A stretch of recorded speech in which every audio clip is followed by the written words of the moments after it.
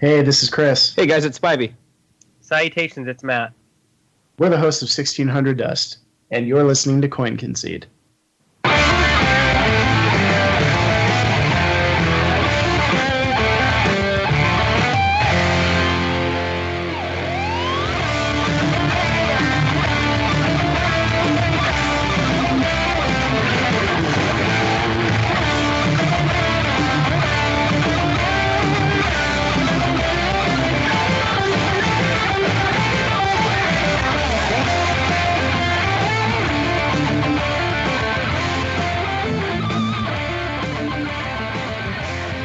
Hello, everyone, and welcome to episode 86 of Concede, a Hearthstone podcast dedicated to making the competitive side of the game more accessible to you. My name is Kenny, and I go by KCCO Gamer. And all the way from Thunder Bluff, Louisiana, we have Cinder. That's me. And all the way from Gadget Zen, New York, we have Ridiculous Hat. I got the best deals anywhere. And Appa's not here this week, but we will sorely miss him. He will be here next week. He's got some stuff to do. Yeah. So why don't we start with our ladder? Appa. No, I'm just kidding. You weren't kidding. Yeah, No. You try to play it off, but I got you. So let's go with Cinder first. How was your ladder this week? Oh man, it was pretty good actually. So I left off at rank 4 last week. And as of Monday morning, I am in Legend, sir. Got primarily with Token Druid. I did play a little bit of Secret Mage to try it out, but I kind of hit a 50-50 on it. So Token Druid is the truth. It's proudly my own build. I'm pretty proud of that. If I had the soundboard, I'd play a little applause here. Oh, you mean Well, thank you very much anyway. So I am now kind of cruising in like low-level Legend with Kazakus Handlock, which has been surprisingly good. Nice. Emphasis on surprising. And you actually have time to play at Legend. I have time to play at Legend this time. This really is a new experience for me. I have more than a week to just kind of wander through this Nirvana Elysian field of Hearthstone and see, like, every third person I play in Legend is a name that I know because we follow the scene so closely here. So, like, I'm like, oh, it's Snail. Look at that. I know that guy. Oh, Jacko from the Japanese server. I know that guy. Like, it's just been like a parade of people that we have been following for the last year and a half. It's been pretty cool. Yeah, that's got to be cool. Yep.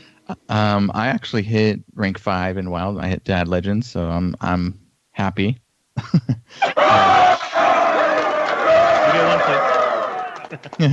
Hurrah.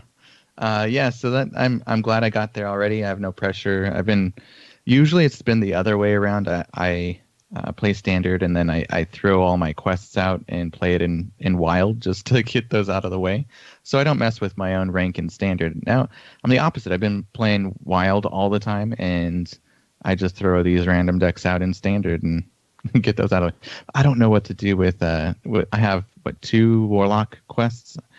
The play 50 Warlock cards, and there's like a win 5 games with Warlock. I'm dreading that. I don't know what I'm going to do. Play some Kazakus Handlock.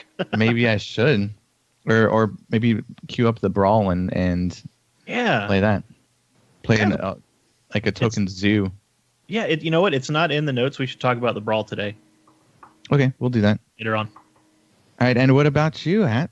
I hit Legend, I think, a day before Cinder or so. It wasn't what I was expecting. Yeah, it was right around the same day. It might have even been like the same day, except 3 a.m. versus a reasonable human being time. But I switched to Stan Udachi's Burn Mage, I think, right after the show last week. So if I recall correctly, last week I was playing Secret Mage. I switched to Stan Udachi's Burn Mage, which is a little bit different. It has the Babbling Book still. It plays 2 5-drops when normally the deck plays none. It plays a Harrison, and it plays an Avian Watcher. And the deck had a crazy win rate for me. It was somewhere it started off in the 70% range and dropped to mid-60s. And so I cruised pretty easily up to Legend. I hit a little bump at rank 1. earlier that day I dropped down to high rank 2, but then I was orange by the end of the night. So are you guys finding it easier to get to Legend? It seems like both of you just cruised to Legend. Do you think it might be because Wild is like they're throwing out this Blizzard Wild thing? No, I don't think it's that. I think for me, I think this month is just because I've played such a high volume of Token Druid since Ungoro that I just have, and I've been refining that list constantly.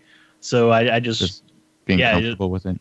Right, just deck comfortability and the fact that it is still good in the meta.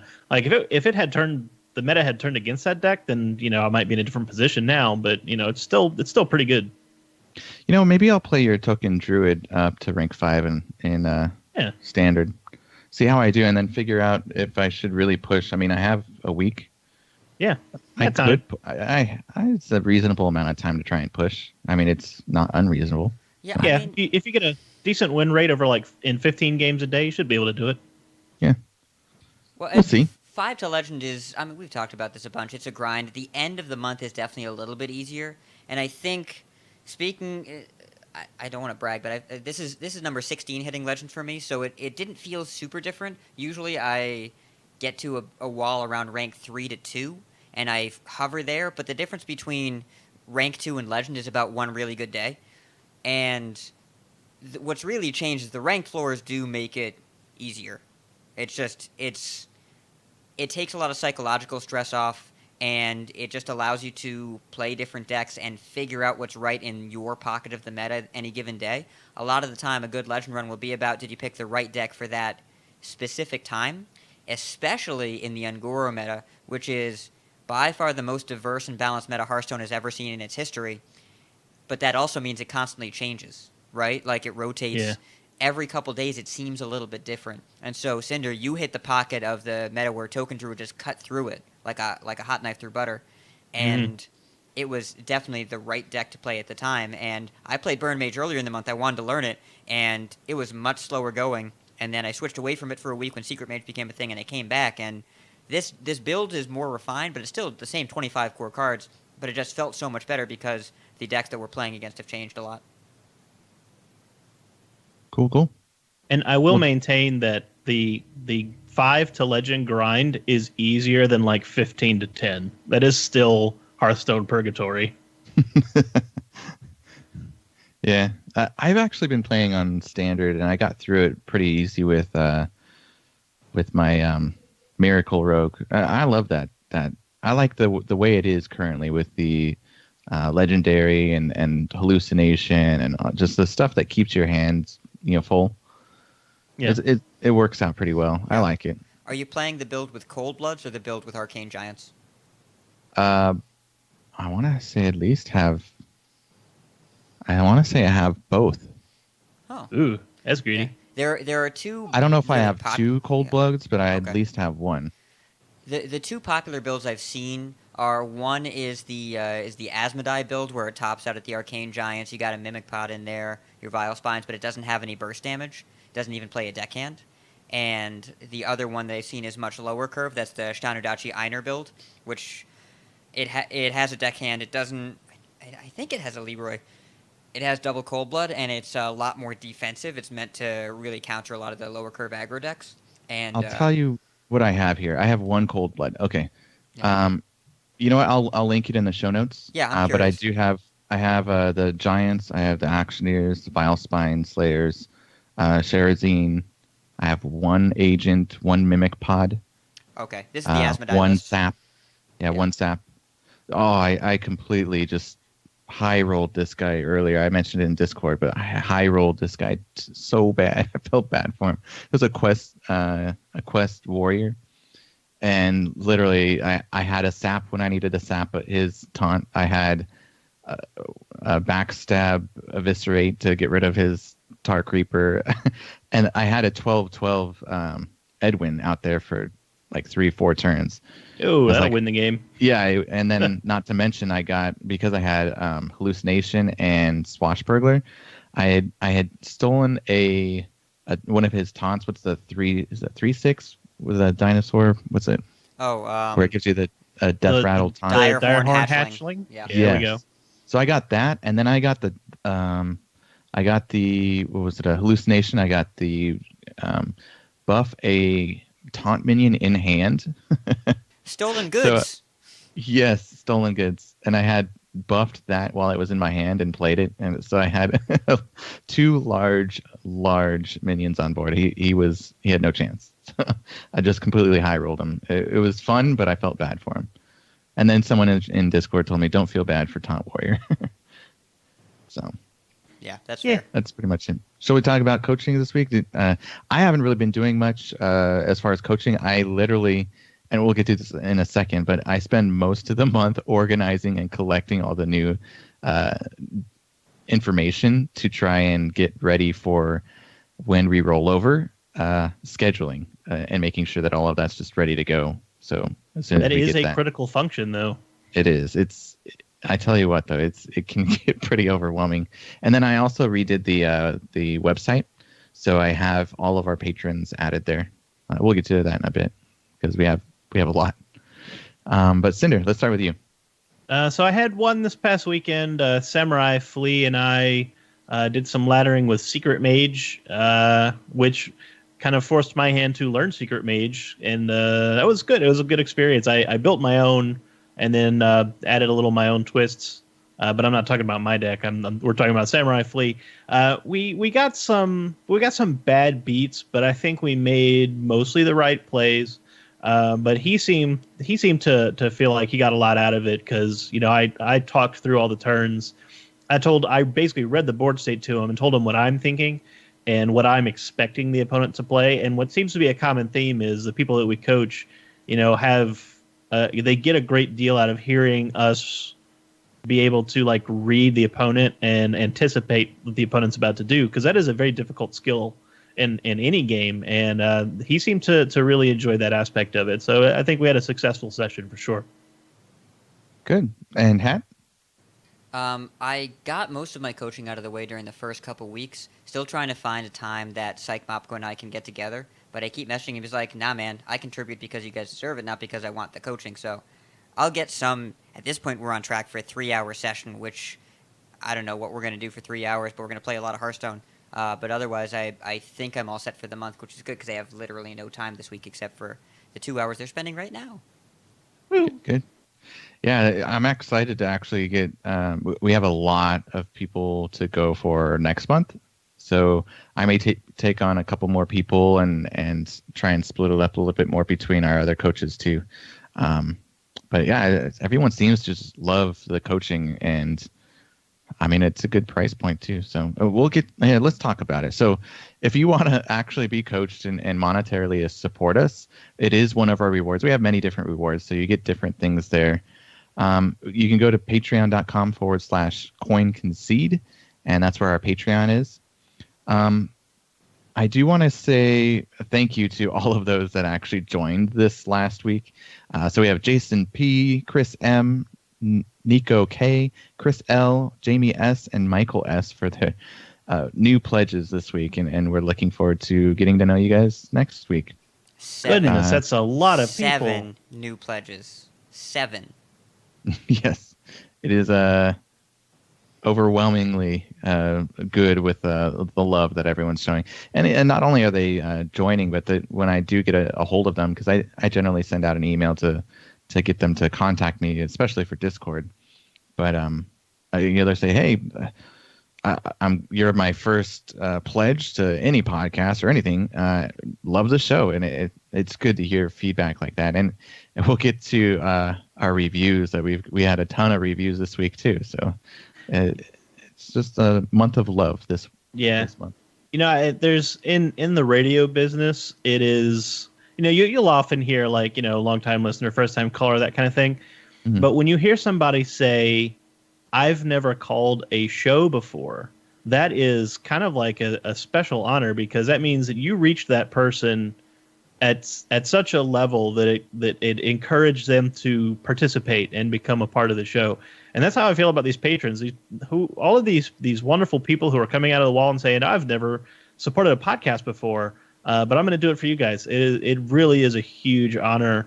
And it reminds me every time we see a new name in that list of exactly what we're doing here. We're doing it because you guys and women, you like it. You enjoy the content, and we're going to keep making it. Yeah, we're past the point of overwhelming and on to the point of literally unbelievable. When I joined the podcast, which was in February, 3 months ago, I believe our monthly revenue was $45, and we just crossed our $250 stretch goal. Crazy. How does this happen? Speaking of, I didn't put it in the notes, but I should talk about it right now. Yes. The $250 mark is, thanks to Viriatus, now crossed, which means I have a new job on the podcast. I am in the process of organizing some kind of organized play for our listeners. There is a survey out there right now. I shall link it in the show notes. It has been posted in the Discord. That has a sign-up sheet. It's going to ask you who you are and when you're available and what kind of stuff you want to do. And then once I get enough names on that list, I'm going to announce and then organize our very first Coin Concede listener competition. It's going to be awesome. It's going to be cool. Yeah, I'm excited buddy. to see it. Put it in Twitch as well, if you don't mind. Yeah, he has I the will link do that. and he created it, so we're pretty excited over this. We're reaching our goals. We're going to have to revamp our Patreon. We've been in talks with some of our patrons, which is one of our rewards. I mean, we have like a side channel that we talk about ideas, and we had some good feedback. So we're welcome to feedback, constructive criticism. We've been getting a lot of love, but if you have criticism that you'd like to share with us, you can share that with us too. So help us improve. Yeah, Well, absolutely. We've actually added a new $0 goal to our Patreon. If you contribute $0, you can join the Awesome Coin Concede Discord, which has become super duper active in the past couple of months. A lot of really great conversation, amazing community, people helping each other. We're there and we participate a lot, but a lot of people are just talking to each other, whether or not we're promoting discussion, and almost all of our explanations are coming straight from you. The explanation this week is actually a conversation that Cinder and I had with Altenberg in our chat, and it's the Discord it's a really great place to have a kind of constructive and positive way to interact with other listeners that have the same mindset that we do. And not only that, if you're not in there already, it's a good idea of what our community's like. We've gotten some people like, well, we love the show, but we also love the community, and it's a good insight to what, like another aspect that you can get involved with our show. So do check it out. All right. Anything else we want to mention about patrons? You're all we great. Covered it. You're fantastic. Yeah, we're gonna be revamping soon. We can't just leave no goals up if we're gonna reach all of them. So we're gonna have to create some new ones here. Let's go ahead and go directly to the news.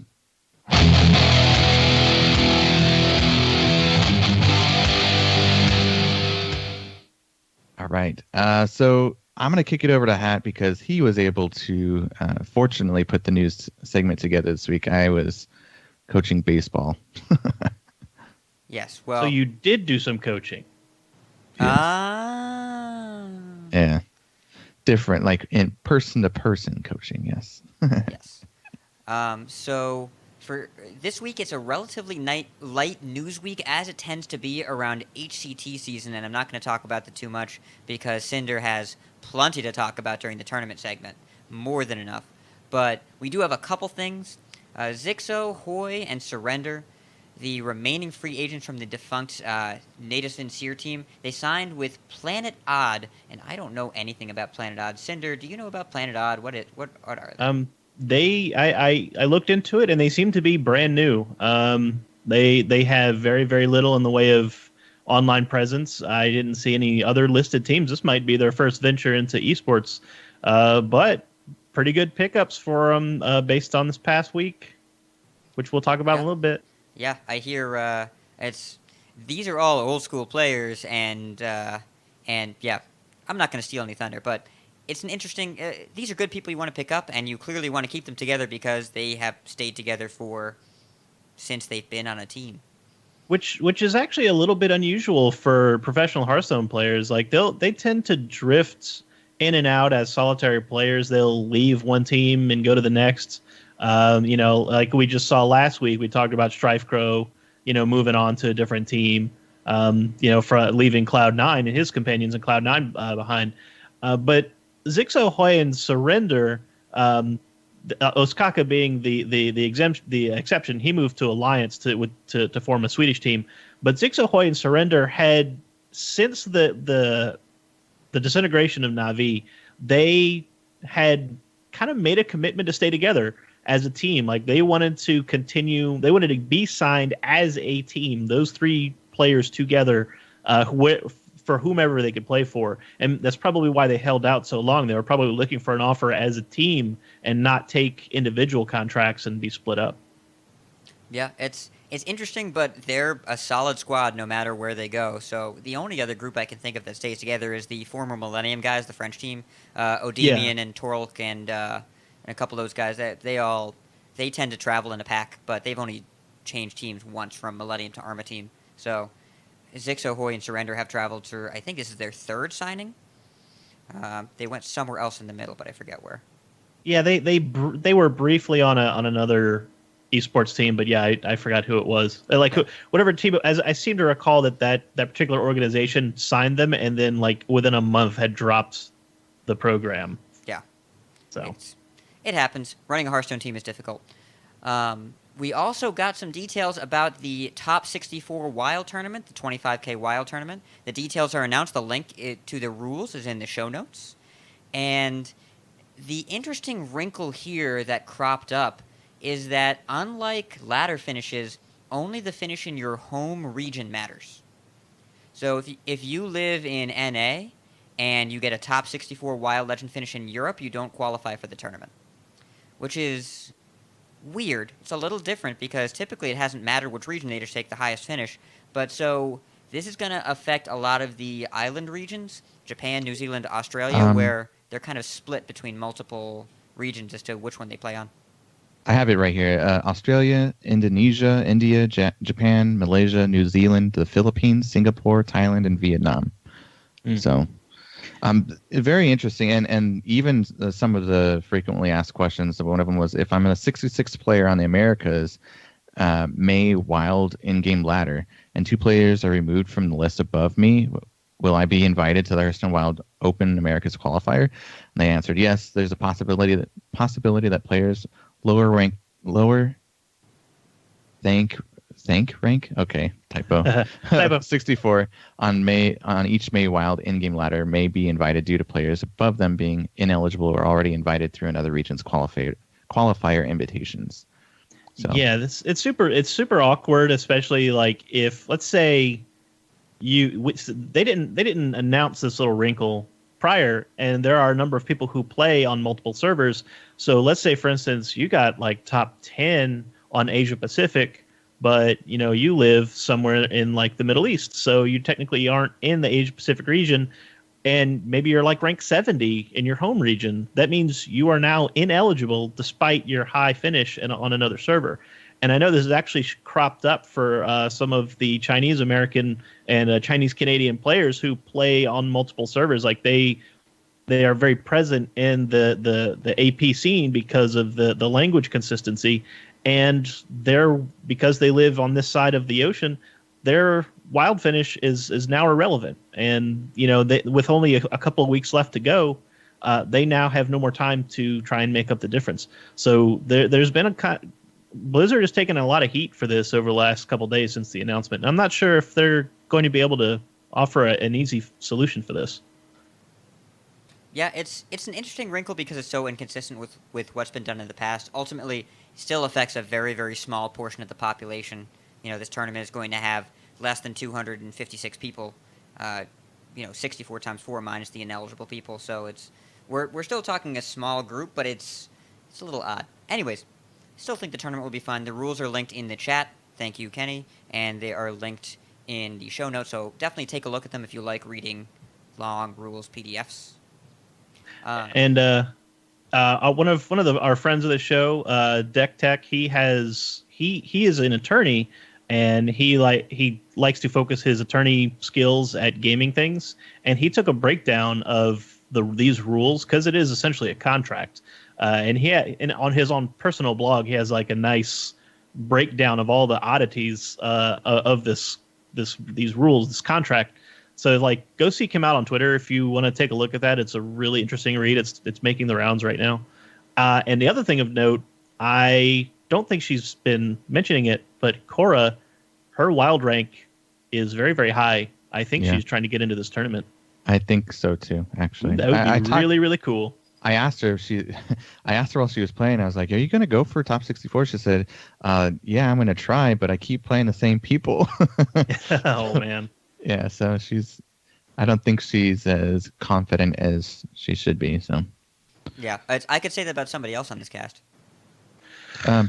Kenny. Yeah. Also, I will say that Cora, the last screenshot she posted, she was hovering at rank 69. Yeah. And spoiler, you know the biggest adolescent mind in this group is? It's not me. It's not Hat, and it ain't Kenny. Yep. It's not even Appa. I think I could give her a run for her money in terms of... Maybe. Yeah.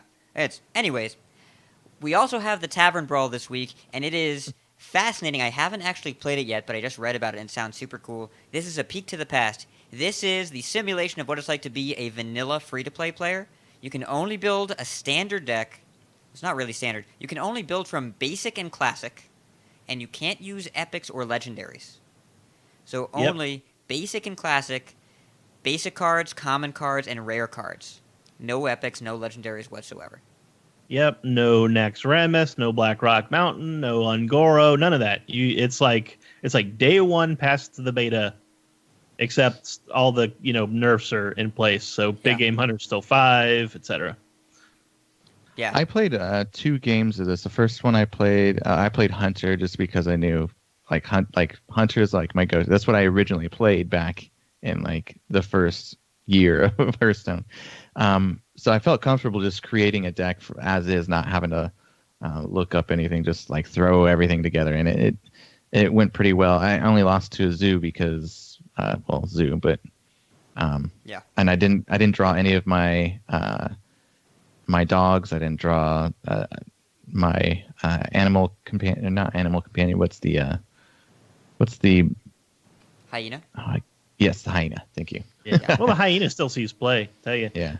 But it really was a peek into the past, because that was the first time since 3 years ago that I have intentionally put a River Crocolisk in a deck. There you go. Sometimes you just gotta play a 2-drop on turn 2. You do? I'm seriously thinking about completing my several warlock quests playing Brawl. Because you know how well Warlock is right now. Although you had some good games with Warlock. It's been pretty good. We'll see. Yeah. So any other news you guys want to mention that came up as of late?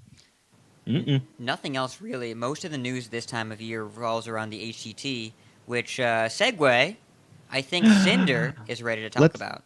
Yeah, let's hear Auctioneer Cinder. It's the grand tournament!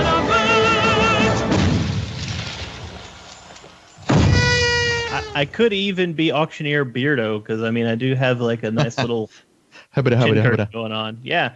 So if you haven't been paying too much attention, this month is the Hearthstone Championship Tour Europe Spring Playoffs, which will be followed by Americas in a week, and AP will be in the first week of June. But first off, the line is Europe, and the top 8 coming out of the Swiss for Europe. This was a list of players, guys, that have long been recognized as some of the best players in the game, but none of them have ever managed to break into the HCT spotlight.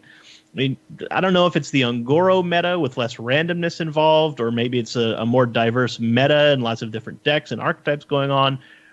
Maybe it's the fact that this is the first time they've done, or the second time really, but that they've done Swiss instead of a double elimination bracket, which tends to favor skill more than luck.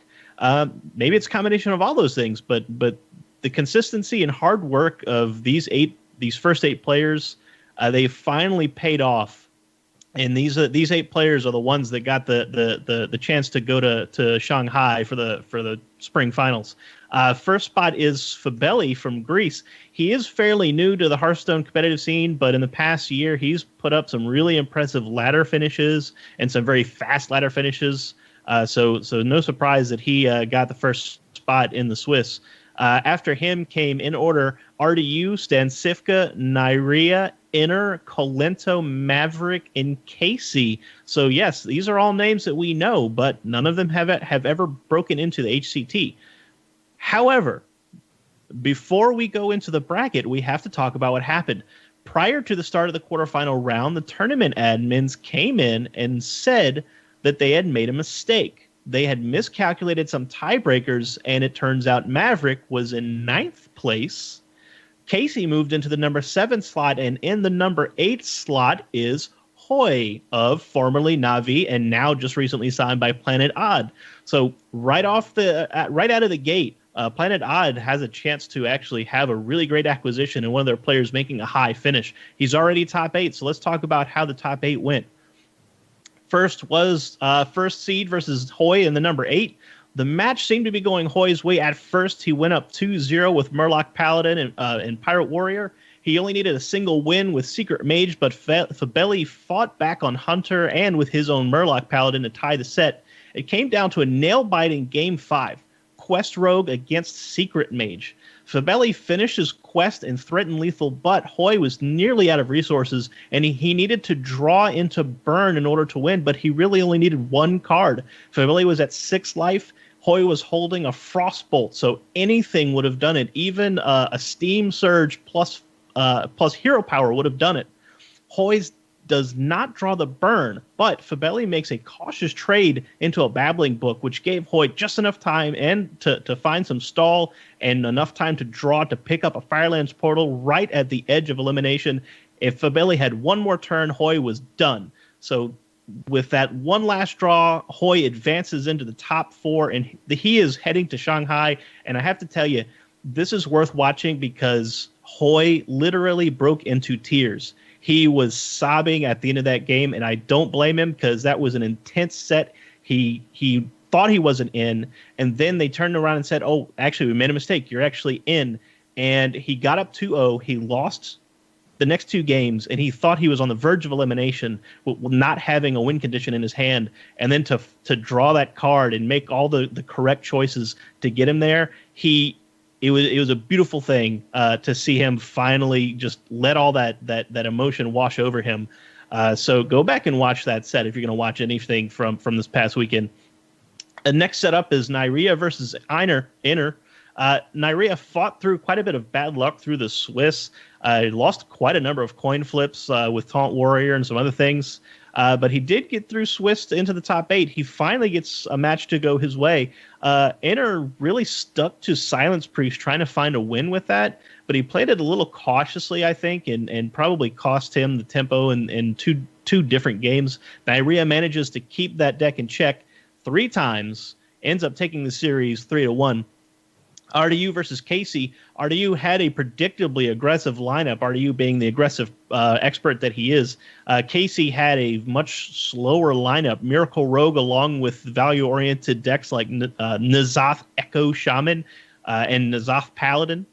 Casey played his usual breakneck pace, but I got to say, I think it drove him to make some mistakes. I think he missed some plays that he would have made if he'd have just stopped for a second and looked at his hand. I mean, he was playing so fast, I don't even think he was seeing his top decks. He was playing based off of what he had in hand his previous turn, and I think that ended up costing him. RDU didn't waste any opportunity off of any mistake that Casey made, manages to complete a 3-0 sweep to advance into the top 4. Colento versus Stancifka. Stancifka's Taunt Warrior runs into Colento's Great Wall of Jade with Jade Druid, and Colento grinds through a Taunt Warrior Mirror to go up 2-0. Stancifka does get a foothold with a mid-Murloc Paladin Mirror, but in Game 4, Stancifka has the same trouble Inner did with Silence Priest. He can't draw the cards to get any aggression going. Colento advances 3-1. So this moves us to the semifinal bracket. The remaining competitors are Hoy, Nyria, RDU, and Colento. These 4 are going to Shanghai to the Spring Championships to represent the European region. Hoy versus Nyria. I feel for Hoy. Hoy, again, he finds himself in a grind. He goes down in the first game, but trading wins with Nyria comes down to a token druid versus Discover Mage in game 5. Hoy finds himself in a position to having to top deck on turn 8, trying to break Nyria's ice block at 1 or 2 health, and hoping that Nyria does not draw Alexstrasza or Ice Barrier or anything else to give him some health. A single lonely bluegill warrior off the top saves the day, breaks the ice block, allows Hoy to win by yet another razor-thin margin, and he continues towards the finals. Elsewhere in this bracket, Kalento versus RDU 3-0. It was a very fast series, and RDU was not happy about it, but he's still going to Shanghai, so I don't think there's anything he can complain about. And that gives us a final of Hoy versus Kalento. Hoy was done with the nail biters. He buries Kalento 3-0, and he is the European Spring Champion. Congratulations to Hoy. What a roller coaster. Really was. Yeah. I would assume that, there have been people that have been asking in Discord how Quest Rogue would play up against Freeze Mage. Oh, Dogpocalypse. Sorry. It would be pretty close to what the Secret Mage would be to. I don't know. I think that would be a good game to watch as is for some of those that are looking into the matchup of Mage versus Rogue, specifically the Quest Rogue. Not to mention what you just mentioned. It was Secret Mage, but he really did have to play a stall game, which it does have echoes of Freeze Mage for sure. Just high level play. Yeah. Yeah, well, and Mage historically has been, not historically, Quest Rogue's only been around for a couple months. Mage typically does pretty well when it can apply pressure and then stall with Ice Block. Secret Mage, you have the aggro, but if you don't play Ice Block, it can be split. I still think it's advantage because your deck can come down pretty fast, and Counterspell, if they don't play around it, is devastating. But if you don't get an aggressive draw, Secret Mage is going to struggle a little bit there, unless you play the list with the Ice Block in it, at which point you can go for broke, and if they pop your block and then you kill them the next turn, it doesn't matter. Ice Block is historically really, really good against rogues, and Freeze Mage has typically been pretty good against Quest Rogue. Burn Mage as well. That's a little more tricky. You want to get that aggressive draw and make sure you put them in range of burn so that they can pop your block and you can kill them right after. Secret Mage, I think, is in a similar boat. It should be favored there, and I think Kalento's lineup was a little weird because he had 3 decent anti-aggro decks and then Quest Rogue. And so an aggro deck would still just not ban the rogue and potentially beat him anyways, which is what happened. Yeah, I think Kalento just has since the beginning of the game has been primarily like a combo player. He likes those decks that have like incredibly high skill ceilings. So it's no surprise that he favors Quest Rogue in the lineup. Yeah, well, Kalento is going to make every deck better, especially the ones with those intricate decisions. And he made the finals of the tournament, so clearly his lineup worked out. And Quest Rogue is an extremely powerful deck, especially in the right hands. It doesn't mesh with the rest of his lineup, and I'm not surprised that he did well because he's Kalento, but I am surprised that it took that long for that decision to catch up to him. Cool. Did you get enough rest there, Cinder? Yeah, sure. So the other thing we have to talk about, of course, is the Hearthstone Global Games this past week that wrapped up. Just after the show last week on Thursday, USA faced Thailand. Thailand actually had a really solid chance at an upset, but they made some really critical errors in games 4 and 5, and that allowed the U.S. to capitalize. So the U.S. goes up in that game 3-2. Malaysia beat Vietnam 3-1. Malaysia is now 3-0 in their group. They are tied for first in Group F with Canada. Both of those teams have a very strong chance of advancing, so Malaysia is turning into the dark horse of this tournament. Hong Kong defeats Hungary 3-1. Sweden defeats Indonesia 3-0. China defeats Switzerland 3-0. Thailand coming up again in play yesterday. Thailand faced the UK. They actually looked really strong after that narrow loss to the US last week. They managed to beat the UK 3-1. Yeah, UK team was not happy about it. Croatia beats Belarus 3-1. Belgium defeats Kazakhstan 3-0. I think that puts name and hopes of breaking through the HGG probably in the closet. I don't think Kazakhstan's going to advance after that. Norway defeats Chile 3-0. Ukraine defeats Czechoslovakia. Not Czechoslovakia, excuse me, the Czech Republic, showing my age. This is a fantastic match to go back and watch, because as we've talked about the strength of both of these teams before, and it was some serious high-level play going on in that set. So that's another one to go back and watch if you want to watch something. That one happened just today. Romania defeated Peru 3-0. And this is interesting. Romania, this is RDU's team, by the way. Romania needed to actually 3-0 Peru to stay into the race because of tiebreakers. Because everyone plays everyone in this format, the only tiebreaker available is the number of wins you have versus the number of losses. So they could not lose a game to mathematically stay in the race, and they 3-0'd Peru to stay in. So they are hanging on by the slimmest of threads. Very exciting to watch Romania try to get out of group. In the last game today, Mexico defeats Turkey 3-1. This is actually Turkey's first loss in the HGG. That actually allowed Mexico to advance to a 3-1 record and take the top position in Group G. Mexico is actually turning out to be a surprisingly strong team. Their opener with their very popular streamer in Mexico, Epsilon, she opened with Token Druid that on turn 1 went Hungry Crab, Coin, Innervate, Vicious Fledgling, and Ada Murloc, and had a fledgling on board. I'm like, I love Mexico. This is now my team. It felt a lot like my own ladder experience in the past week. So congrats to Mexico. I'm going to be watching them going forward. Just a reminder, this weekend, America's playoffs for the Hearthstone Championship Tour. Watch it. Cora will be casting again as usual. Mexico was the team. I think Epsilon was actually the player where she had a hunter deck with Ysera in it, right? I don't remember that, but I believe you.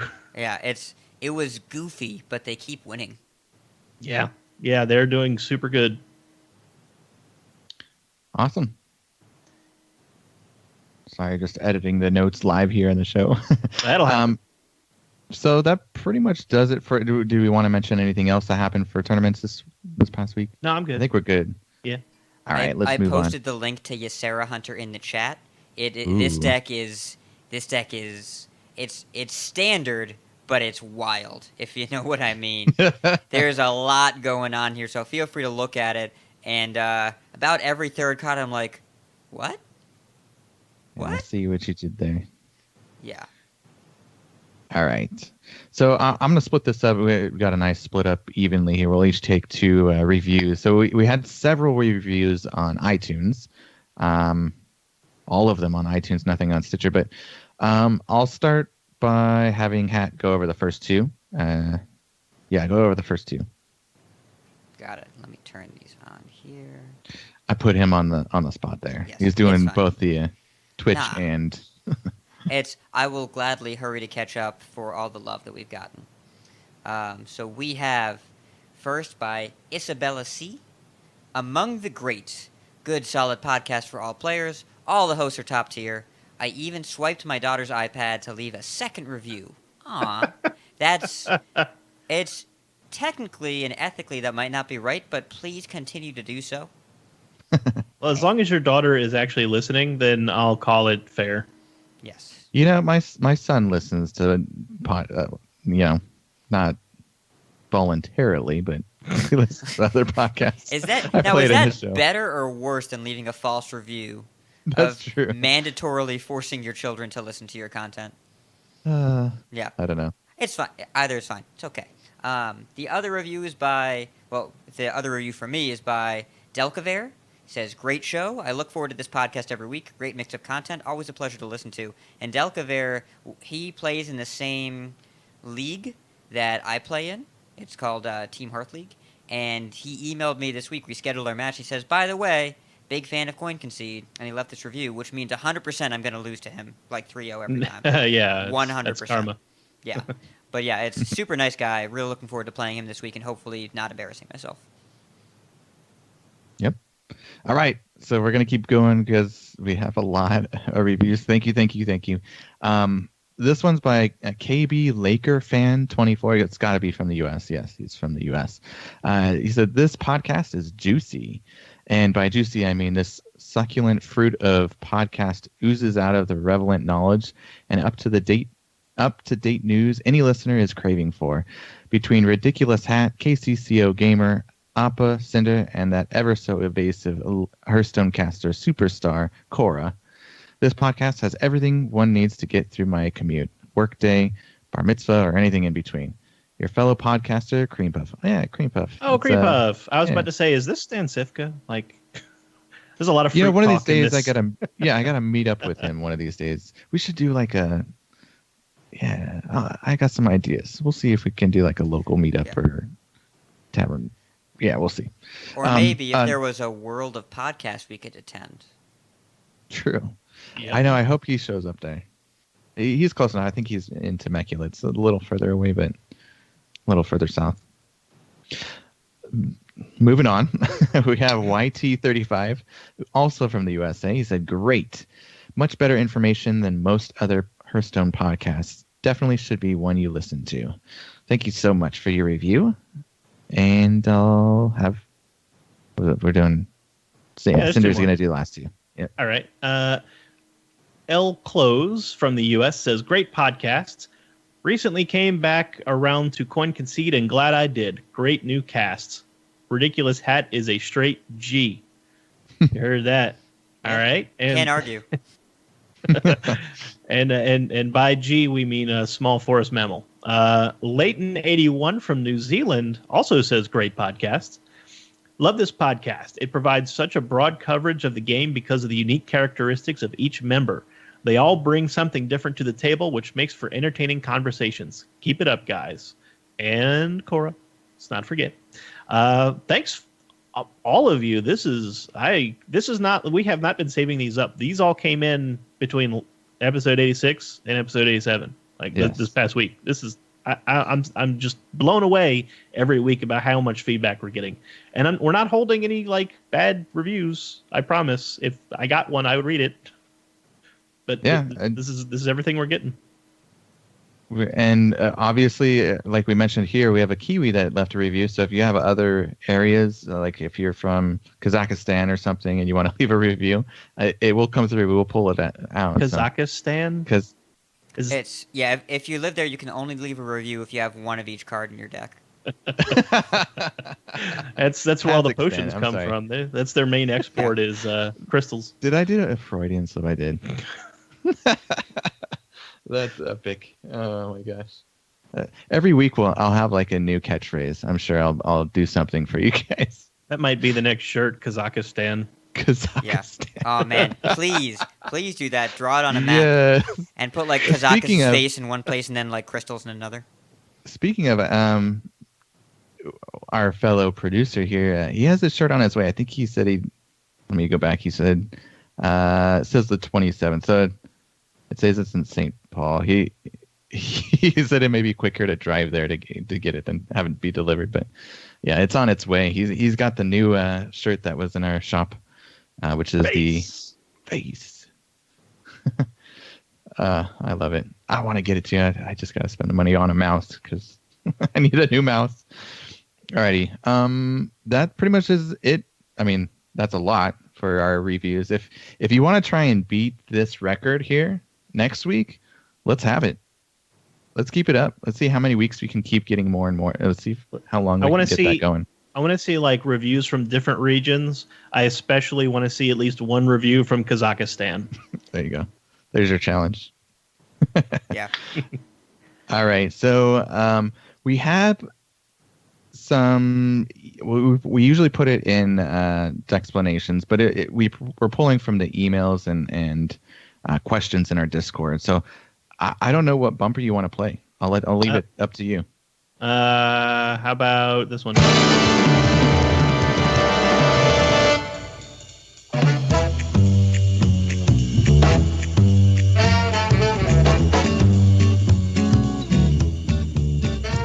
Because this is super strategy talk. So, Hat, introduce the topic for everybody. So, grab your thinking caps because we're going to need them. You're going for a ride. Yes. Yep. So this came up in the Hearthstone Hangouts chat, this is based on a conversation that we had with Altenberg and a few other listeners as well that were in the chat at the time. I think Cinder and I were both at work and not working, which it happens. That'll happen. So Altenberg has been playing Token Druid after one of the hosts of this podcast hit legend with it last week, whose name rhymes with Bender but Bendant. Wish it was Bender. Yeah, Bender, yes. So the question was, when is it right to trade versus going face? And the answer to that is that's super complicated. But we have a couple scenarios. So a big part of Hearthstone strategy is, when do I dictate the trades through my board presence? When do I apply pressure? When do I stop trading and start going face to close out the game? When can I become the aggressor? And really, a lot of the times, especially, I think the best match to illustrate this, if you've ever played a Hunter Mirror match, right? Whoever is a little bit faster, you can lean on the hero power. You generally can go face, and your opponent has to clear with their high main where you get to hit for 6. That's kind of where you get the idea of, I'm in control of the board, of the race, of the damage right now, so I get to dictate the pace of this game and when it ends and how it ends. It's not always so clear-cut, and in this case, we have 2 different situations, both with Token Druid, and both involving living mana tokens. So I'll read the first situation. I'll kick it over to Cinder to read the second after we finish discussing it. So the situation here, there was a rogue opponent at 18. The Druid, that's us, that's our hero, is at 19. We, as the hero, just living mana'd, have a 7 minion board full of 2/2s with 14 damage ready to go to the face. We also have 2 mana still left over because it was turn 9. So we can hero power, we can push 15, put our rogue opponent to 3 if we use all our mana. Our opponent has a 6/6 Edwin, a Swashbuckler, and a random 5/5 that he got from Swashbuckler. Our hand is Bittertide Hydra and Innervate, so neither card is really useful. What's correct? If we push to the face, we put our opponent to 3, and he has 13 damage showing and 2 cards in hand. It's unclear from the scenario how long the cards are in hand. I think that's important to know. And then, but 2 total cards, and we have 2 blank cards. If we trade, we minimize risk, but lower our clock. So Cinder, what's your thought on this situation? What would you do? So my read on this opponent, and we looked at his replay, and we got some useful information that he had during that game. He was playing with deckhands and cold bloods, so that's a more aggressive Miracle Rogue, and to me that signifies a very strong likelihood of the presence of Leroy Jenkins. So that possibility weighed heavily in my mind. So the way I read it was, if you push 15 damage to face, you trade nothing, that leaves your opponent with a 6/6, a 1/1, a 5/5, and a dagger. That adds up to 13. And if he hero powered, he would 19 minus 13 is 6, which is exactly how much damage Leroy Jenkins does. So there was a 1 card out right off the bat. But 6 is also a combination of 2 and 4, which is a very common combination for Rogue. That could be an SI7 agent and an Eviscerate. It could be 2 Eviscerates. It could be a Cold Blood and an Eviscerate. It could be 2 Cold Bloods. It could be the second deck hand that came from the deck and Eviscerate. So from my perspective, I saw quite a number of outs that Rogue had if Altenberg had left everything on the board for the Rogue. So I start to the next step in the analysis is, how do I get out of range of all that stuff? So the first thing I would prioritize is trying to get as clean a trade as possible. And to me, I saw Van Cleef is 6/6. That's 3 tokens, and then you can hero power down the 1/1/1. So that leaves him at 5 damage plus the dagger. So 6 damage showing against my 19. That means the Rogue has to come up with 13 damage, which the Rogue could not do in 3 cards. So that the downside of that is that it leaves you with it does leave you with lethal on board for next turn, assuming that the Rogue doesn't trade anything, which they probably would. But it still gives you an out from a couple different sources. You can get an AoE buff. You could pick up a Savage Roar. So there were ways for you to get out of the game, but for me, the important thing was it kept you out of range of all that stuff and still gave you a 2-turn clock going forward. But had a different take. So what's your take? What was your take on this situation? So the short version of my take is me go face. Which is fair. So the long version of my take is, if you put your opponent at 3, what you're doing is you're basically saying, if neither of us draw anything, I win. If I draw Savage Roar by itself, I win, because I still have the Innervate, so I can use the hero power. If you don't have... You have to have what? If you don't clear it all, it has to be 6 damage. That means either Leroy, which a lot of the decks aren't playing anymore. A lot of the Arcane Giant builds, Kenny doesn't play Leroy, right, for example. And otherwise, you have to have some combination of Cold Blood and Eviscerate with 2 cards in hand. Now, if these cards were left in the hand for a while, you should probably assume they're burned, because otherwise, why wouldn't they have been played? Unless it's a Gadget Stand Auctioneer or an Arcane Giant, there hasn't been a good chance to play it. But otherwise, if our opponent has 3 minions and 2 of them can trade, and trading with the dagger and the swashbuckler doesn't really matter because that's the same clock, then that means our opponent needs to clear... They're at 3, and we have the hero power. They need to clear 6 of our... No, they need to clear all 7 minions. They'd have to have... Which it turns out is what they actually had, is Thalnos Fan. Yeah. Now, I don't know if Altenberg was playing the Bluegill Warrior build, and there was another one in the deck. I don't know if he was playing a swipe. I would have gone face, because I think that you need to make a risk-reward assessment at some point. You need to decide, am I going to play it safe and lower my clock and give it more time? Because if you trade 3 into the Edwin and you put your opponent at 9, a single backstab is enough to keep you from having lethal.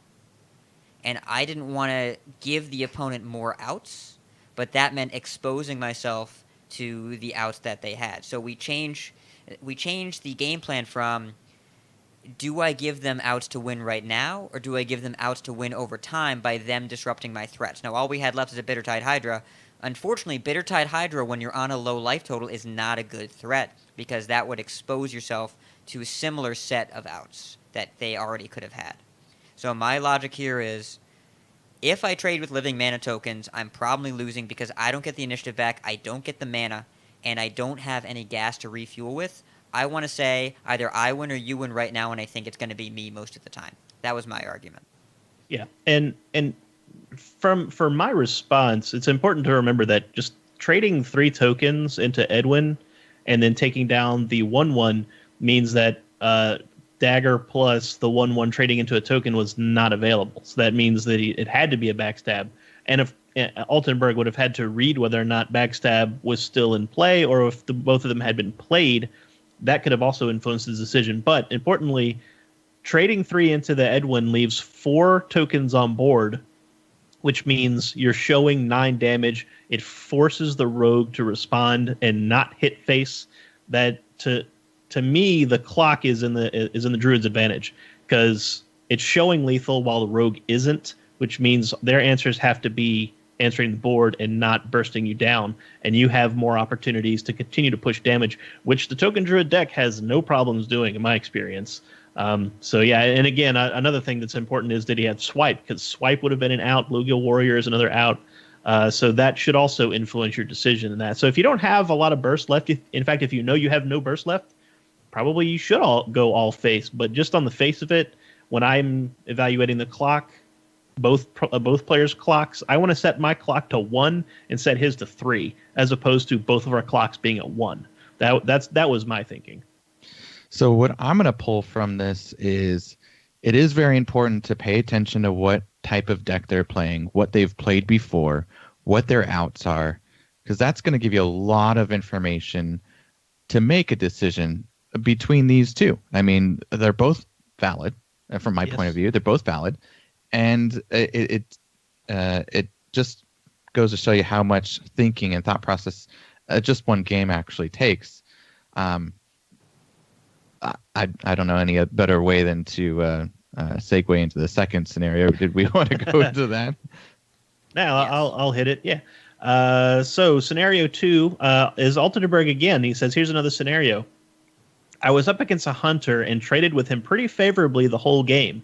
I was considering going face as I had 13 damage on board. He had 22 life and just dropped the Savannah Highmane to his empty board. I figured I had the game in 2 turns, depending on what his hand was. I had a second living mana in hand. I decided to trade knowing that I could drop the second living mana to hopefully close it out. What decision would you make, and would you have gone face, or would you have traded? What was your response to this scenario? I believe I said 1,000,000% face. It's in this situation. So something that I've noticed about aggro decks, what I remember is from the last meta, is Pirate Warrior against Dragon Priest. It seems as though Dragon Priest, big minions, big taunts, you can value trade, all your guys are bigger than all their guys, Dragon Priest might be favored. But the reality is, against a deck that's all damage, playing a large stat-for-stat minion is almost irrelevant because it doesn't do anything the turn you play it, it only does something the following turn. So what Hunter did in this situation, when face down with 7 2/2s, or no, 6 2/2s and a 1/1, played a vanilla 6-mana 6/5. Savannah Highmane is not defensive by any stretch of the imagination. So if you play Savannah Highmane, you're basically saying, you can hit me with everything you have. A Hunter at 22 that goes to 9 life, how are they going to come back on board? If they Houndmaster, they still have to trade because you put them at 2 the following turn. And so if they have to trade, you're not going to play around Houndmaster anyways. But if you trade into Highmane, you have to trade 5 of your 7 minions. And it's just not that efficient. It cuts your clock by 80%. A lot. Yeah. By enough that you don't get to play the second living mana until the next turn. You're basically giving up initiative. So you can't do that. At this point, you have to go face. What do you think, Cinder? I agreed 100%. I think we both pretty much just typed the word face at the same time. Because you're right. Like, if his response to 14 damage showing, because you got to count the hero power, if he's at 22 and you show 14 and he plays a Highmane, you are going F-A-C-E base. Because you're going to set him to 9 and force him to respond to another 14 incoming. Like, you have the initiative, you have the advantage. The only thing that Highmane can do is trade into a 2/2. That's the only response that has. The only way you get punished, and it's not even a punish, it's just him resetting the board. The only way that you get countered on that play is him having a Timberwolf, which is extremely rare, and an Unleash the Hounds, which is even then not very good because he only gets 5 Hounds, or having Call of Animal Companion and Unleash the Hounds, and specifically rolling Leok. And again, only getting 5 Hounds, so he's only clearing 5 of your tokens, and you're still left with a board presence, which with Token Druid is extremely dangerous. So yeah, like I don't see any scenario there where you trade away most of your board and your clock to get rid of a 6/6 that is not threatening anything but 1 2/2. Yep. And Cinder's scenario about how it could go wrong segues into our next bit here, where this is something I said but was quoted third party. And this was during the same conversation that sometimes the right play is game losing. Yes, it happens. And like Cinder talked about, sometimes you're going to get high rolled. They're going to get Leok and Unleash the Hounds and trade in, and they stabilize the board out of nowhere, and you got unlucky. I lost a game on stream on Monday where I was playing with Bloodlust Shaman against Miracle Rogue, and his gadget turn was prep Mimic Pod 2 backstabs, double counterfeit coin, prep Mimic Pod 2 backstabs again. Jeez. Yeah. I'm not going to beat that. That's not a thing that I'm going to beat. So could I have played around 4 backstabs in one turn? Probably not. Maybe my play was wrong. It probably was, because I think everybody makes mistakes in every game of Hearthstone, but there was no line of play it could have taken that would have beaten that draw. It's just a question sometimes of you have to make a high risk or even a low risk play. There's no play that is fail safe outside of situation that you can engineer over time, like with Ice Block and Alex Draza and Burn, etc., etc. There are very few situations that are completely fail safe. You are almost always exposing yourself to some amount of risk, and that is how the game of Hearthstone has to be played. Doesn't mean you want to expose yourself to large amounts of risk when you have safer plays. Sometimes you can change your line that gives you a larger percentage chance to win even if they have good cards. But other times, you say, okay, I beat everything except this exact thing, and they have this exact thing, and you lose, and you still did the right thing.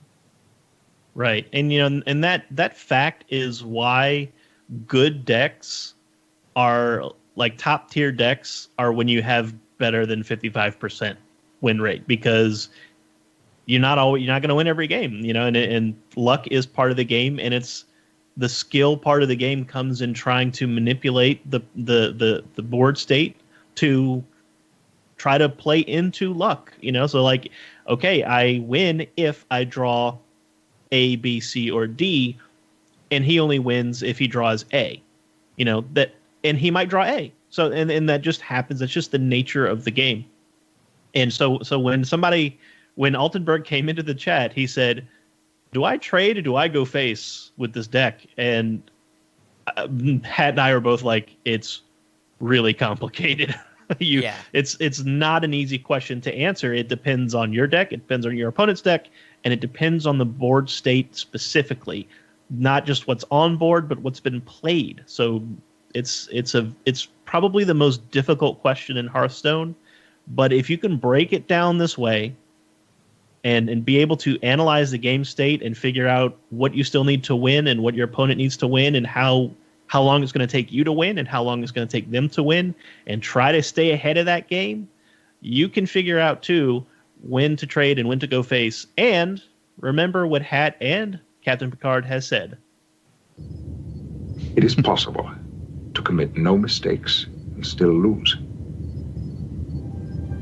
That is not a weakness. That is life. Thank you, Captain Picard. Now be quiet. Yeah. Nice. And keep in mind, the best deck in the history of Hearthstone ever, Undertaker Hunter, was used by 35% of players across all ranks, which is ridiculous, and had a 60% win rate. The best deck that has ever existed won 6 out of every 10 games. That was so busted wide open that Blizzard had to nerf the Undertaker like within weeks. Yeah. Well, it's 1 out of every 3 players was playing that deck.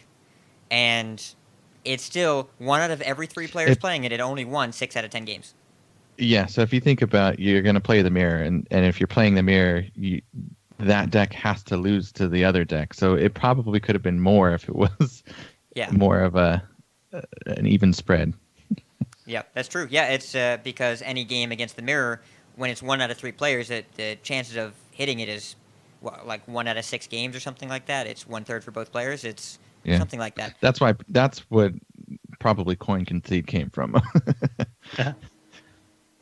All right, Key. So that pretty much does it for our deck explanations this week. If you want to add in an email, send something that you'd like us to talk about, send it to coinconcede@gmail.com. You can write a comment on our website. You could go into our Discord and go into our questions for the cast chat. Anything. Just make sure you let us know that you'd like us to talk about it, and we'll see what we can do to fit it in. That's what we do here. Great. I'm going to go. You guys have been talking a lot, so I'll go over the thank you for this week, and then we'll do shout-outs, and we're off. So thanks to 7L for letting us use this cover. You can check him out on his channel, which is linked on our show notes, at coinconcede.com. You can follow us on Twitter at coinconcede. Our Facebook is facebook.com/coinconcede. We have discord.coinconcede.com. If you want to just go straight to our Discord invitation, it's discord.coinconcede.com. And also, we have a merchandise store. If you'd like to go see that face shirt we were talking about, just type in shop.coinconcede.com. You'll find it there. And big thank you to Variatus, who is going to be receiving that face shirt pretty soon here. Thank you so much for your patronage and for doing all that you do. He's pretty excited for our next goal. He's like, hey, I got a job too. He's wanting to help out. Yeah, for sure. So that being said, let me go ahead and have you do your shout out here first, Cinder. I'm going to shout out Viriatus because, we were in our Discord and we were talking about just how many people have been coming in and how close we are to getting to have a show tournament or a show league for our listeners. And Viriatus went and looked and said, "Oh, you're $9 short. I'm pledging $9 more." So he is the specific reason why we reached that goal. So I now have more work to do. So thank you so much, Viriatus. I believe what he actually said was BRB 1 second. Yeah, he did literally. That's true. And we were like, "What are you talking about?" and then he said, "Well, probably the only person that'll know is the person that has access to the emails." And then I was like, "Viriatus, you're cray-cray." Dude's crazy. Yeah. Yeah. I don't know what we did to deserve him, but we're going to try and keep doing that. It's true. All right. So I have my own shout out, but let me shout out the viewers here real quick on our Twitch channel that joined us live. So we have Anamore77. That's a new is that name. how you pronounce it? Hi. Oh, wait, you know what? That's not a new name. That's Tim. No, they've been here before. That's the guy. That's Tim from Tim's team. Yeah. He started hosting my channel. I don't know why, but thanks, man. Yeah, he did for Concede too. Thank you. He's a bro. We have Arctic Chill. Arctic Chill. Yeah. He said I pronounced it right the last time, but I messed it up again. I probably did. We have Chris Leckness. I think it's his first time. He's one of our patrons too. Yep. Evident HS. If you don't know who he is, you should know who he is. HearthstoneTopDecks.com. Yes. Puffy Shirt. Chandra. I call her Chandra. Chandra Kai. Sir Zero E. Or Sir Zero. Sir Zero. And Starlax 33 and Zake 1660. So thank you all for joining us live. We do appreciate it. There were a couple others that had to leave earlier. I think we had Drunken Monk and anybody else I'm forgetting? Viriatus was here. Yeah. Oh, he's still he here. popped in. He's still in my viewer list, so. He's just not in the. He wasn't on my list, but he's there. He's always there. Speak his name and he shall appear. Yup. All right. Hat, you want to do your shout out before I do mine? Yes, I have 2 shout outs. First of all is we're once again going to shout out Evident, but mostly the Hearthstone Top Decks Discord. I know all of you know I just can't get enough Discords, so I popped in there. Feel free to show them some Coin Concede love and go over there and talk about the best decklist site this side of. I don't know what identifier you use for decklist sites. Anyways, it's Hearthstone Top Decks is awesome, and their Discord just started this week. So let's go over there and show them what a good community is all about. They have a nice community over there, but it's Evident was saying in my chat on Monday, it's easy to get people to join, but it's hard to get them to talk. And I think that just means they haven't met our people yet. It's if I go over there along with Wicked Good, I think there will be plenty of activity real quick. Yep. Let's go brigade, but in a good way. Yes. Yes, a good brigade. And then my other shout out, I'm going to give it to my lovely girlfriend for holding down my home life and allowing me to eat on occasion when I'm working. Right now I'm on my 3rd out of 6 12-hour shifts in a row because we are opening our new virtual reality experience center in New York City. Uh-huh. Yeah, it's the 2nd in the country. If you live in New York City, come to the IMAX VR. It's super duper cool. You can get a virtual reality experience for 10 to 20 minutes and pay a reasonable price for it, and I will help you experience the virtual world. Sweet. We will help you. Yes. We bring this to you. Yes. So, yeah. All right, and then I have a shout out. Ben Besler has actually been bugging me for weeks here to mention this, and I always forget to mention this.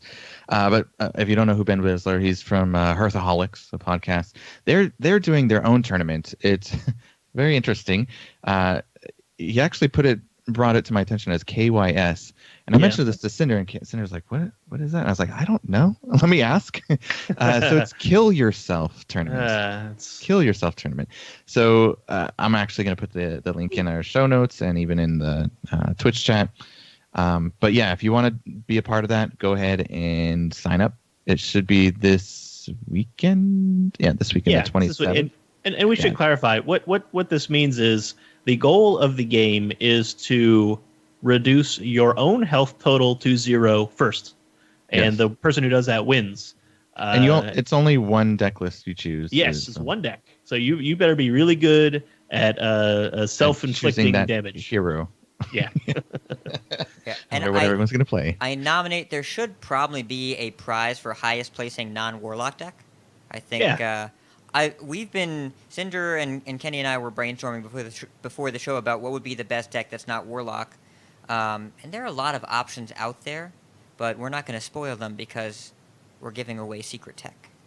Yeah. And Chris Leckness says in the chat his idea is to heal his opponent as priest, which I think is pretty hilarious. I think I think you got a good idea there because you do have self-inflicting capabilities with your heals. So I mean, you could heal them, you could deal damage to yourself. So you might be onto something. Yeah, I think it's kind of like this kind of events version of a control deck. It's like it's going to try to prevent you from hitting your win condition. Those games might be really long though, so we'll see. But but yeah, like there's so much burst healing you can give your opponent. Remember how Priest used to heal handlocks from keeping them to play Molten Giants? Yeah. It's like a really weird version of that. So go check it out and sign up if you can. We love our fellow podcasters. So yeah, shout out to him. That pretty much does it for our shout outs this week. Let's go ahead and give people our contact info so they know where to follow us. Let's go with Cinder first. Thanks, computer. You can follow me on Twitter at Cinder Ascendant and follow my Twitch, which I now have a streaming schedule for, twitch.tv/Cinder Ascendant. I will be playing that Kazakus Handlock Warlock on Saturday night, and then Sunday afternoon is more Lufia. Let's play some Nintendo. Awesome. And Hat, what about you? You can catch me at the IMAX VR Center, but when I'm not there, you can catch me on Twitter at Ridiculous Hat. You can catch me in Discord almost all the time. Not this week so much, but I'm trying to keep up with it on any of the, I think now 7 Hearthstone Discords I'm on, including the Concede Discord. And you can follow me on Twitch Monday nights at 11 p.m. Eastern and Thursday nights at 11:59 p.m. Eastern. That will be streaming this week is Legend Ladder, which is my favorite time of the season. Now you can kind of emulate this experience at the ranked floors, but Legend Ladder is always my favorite because the decks are just so goofy. So you can catch me Thursday night and Monday night. I'll be doing that. And we'll just be playing whatever Twitter suggests. We'll just pick some deck lists and learn. I suggest you go cover Appa's info too, if you don't mind.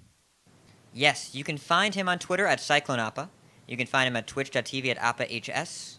And he coaches a lot, so if you want coaching, just holler at your boy and he will coach you for a reasonable price. There you go. And then for me, I'm on Twitter at KCCO_gamer. Same thing for Twitch, but I haven't done anything there, so yeah. I end up just hosting everybody else. And then also we have Cora. We're going to see about getting her on. Hopefully she has something that comes up pretty soon with her schedule. I think someone else may duck out for another week here coming up, so we may try and get her on that show. Yeah, I will see what we can do. But follow her. She's still casting, man. Like HCT is going strong. She's there. Left and right. I try and put it in our Discord when she is casting, so people that aren't aware at least can go check her out. Well, and their schedules this week, they're all still in California when they're casting these tournaments. Their call time for the Europe tournament, they had to report to work at 10 p.m. to start the cast, and the cast went for, I think, 10 hours or so? Yeah, 10 to 12 hours? So that means you have to start your workday at 10 p.m. and go for 12 hours. And it might seem like the normal morning to night arc, but it's really the opposite. It's pretty crazy. So yeah, I chatted with her a little bit after the cast, and she was like, "I am so tired." We were like, her and Firebat were casting matches together like at 4 a.m. Like, how is that reasonable for anyone? My goodness. And when you're doing it, you have to be on too. It's like it's tough. It's tough. Yeah, it's broadcast work. I mean, you never would have known if you hadn't known, like if you didn't have prior knowledge, there would be no indication that they were on any time other than the native local time. Yeah. But knowing how much work goes into it, it's really impressive to see it. Yeah, for how smooth things go, that tells you how great the production is. So, but yeah, I was getting to her. You can follow her on Twitter at songbird_HS, and she does Twitch whenever she can. I don't know if she has been keeping up recently here, but twitch.tv/songbird_chorus. She just switched up, so go follow her there. That does it. Again, it's a wrap. Yay. Wiki. All right, so I'm gonna head us out of here and say keep calm and chive on. If you see us on ladder, coin concede. Coin concede. Coin concede.